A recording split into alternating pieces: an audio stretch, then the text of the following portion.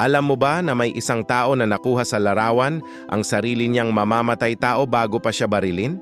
Ito ang kwento ni Reynaldo Dagsa, isang konsehal sa Caloocan na naging bayani kahit pagkamatay niya. Noong bagong taon ng 2011, masayang nagpipicture si Dagsa kasama ang pamilya niya sa labas ng bahay.